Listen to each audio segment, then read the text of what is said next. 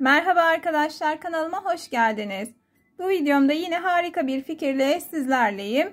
Elimizde kalan ipleri değerlendirmeye devam ediyoruz. Bu videomda çok güzel bir kitap ayracı yapılışını göstermek istiyorum sizlere. Üstelik ataç ile birlikte yapacağız bu fikri arkadaşlar. Hemen yapılışına geçelim isterseniz. Yapılışı oldukça basit. 10 dakikada tamamen bitirebilirsiniz, yapabilirsiniz diye düşünüyorum arkadaşlar. Öncelikle ipimi sabitliyorum. Zincir çekerek ardından atacımın üst kısmıyla birleştiriyorum sabitlediğim ipimi.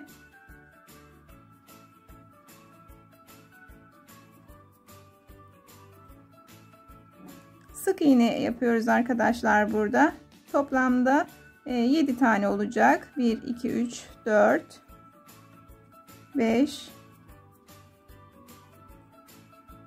6 ve 7.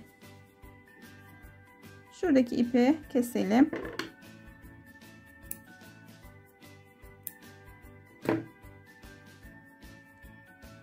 Bir iki zincir çekiyorum, geriye dönüyorum. Tekrar buraya da tekrar sık iğne yapıyoruz.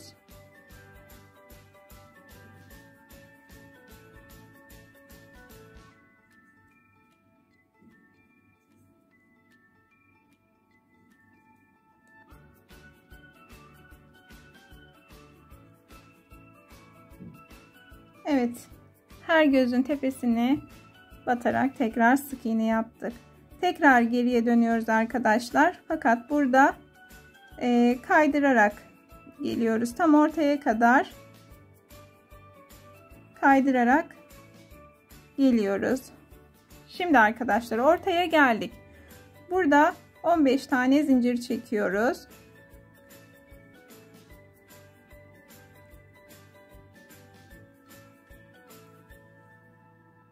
...15 tane zincirim hazır. Pardon. 3 tane de sık iğne için çekiyorum. 18 tane arkadaşlar. Bu şekilde toplamda 18 tane zincir çektim.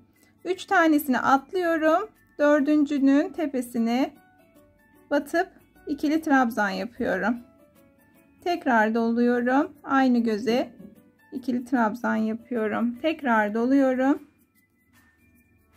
3 tane sıkılı 3 tane ikili trabzan yaptım zincirin içine. Tekrar doladım. Yanındaki zincirin içine yine 3 tane ikili trabzan yapıyorum.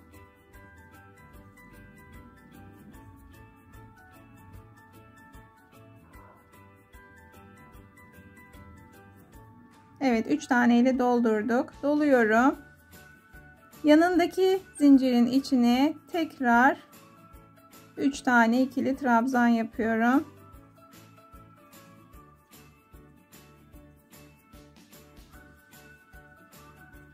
Bu şekilde arkadaşlar sıranın sonuna kadar bütün zincirlerin içine 3'er tane ikili trabzan yapıyoruz.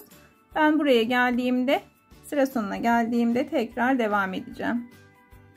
Evet arkadaşlar, bu şekilde hepsine 3'er tane ikili trabzan yaptım. Bittiğinde bu şekilde görünecek. Sonrasında biz bunu böyle büreceğiz arkadaşlar. Bu şekilde burgu gibi olacak arkadaşlar. Bakın şu anda bu şekilde. Şimdi ben burada sıra sonuna geldim. Başladığımız noktaya kaydırma yöntemiyle kapatıyoruz.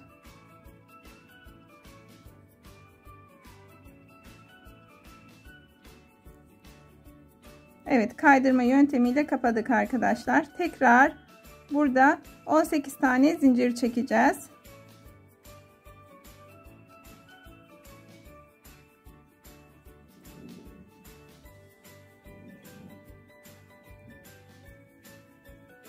Tane zinciri çektim.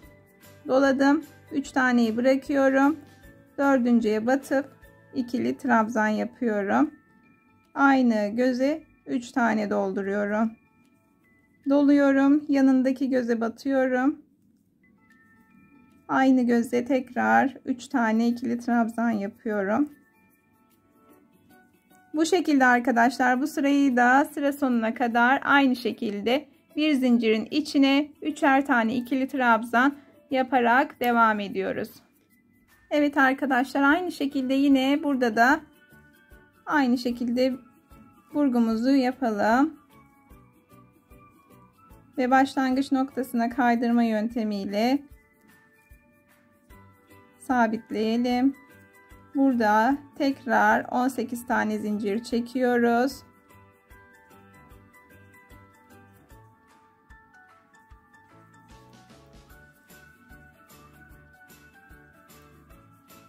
...18 tane zincirimi çektim. Aynı şekilde arkadaşlar bir tane daha burgu yapıyorum ben. Sonrasında tek bitmiş haliyle görüşmek üzere. Evet arkadaşlar, ben 3. burgumu da hazırladım. Şöyle göstereyim. Son olarak yine aynı göze kaydırma yöntemiyle batıyorum. Ve bir tane de zincir çekerek sabitliyorum arkadaşlar. Şöyle henüz bitmedi arkadaşlar. Bir tane de boncuk takacağım. Boncuğum da yere düştü. Sesi duyuyorsunuzdur. Evet, şöyle göstereyim. Bu şekilde boncuğumu alıp geliyorum. Evet arkadaşlar, boncuğumu da şuraya küçük bir parça silikon damlatıyorum. Hemen şöyle yerleştirdim. Bu şekilde oldu. Bir tane de böyle 2 vurgulu yaptım. Boncuk dilerseniz takabilirsiniz, dilerseniz takmayabilirsiniz. Kitapta nasıl kullanacağız onu da hemen göstermek istiyorum. Örneğin şöyle bu şekilde arkadaşlar. Gördüğünüz gibi çok hoş oldu. Ben çok severek kullanıyorum arkadaşlar. Umarım siz de denersiniz. Beni buraya kadar izlediğiniz için hepinize çok teşekkür ediyorum. Videomu beğenip kanalıma abone olursanız sevinirim. Hoşça kalın.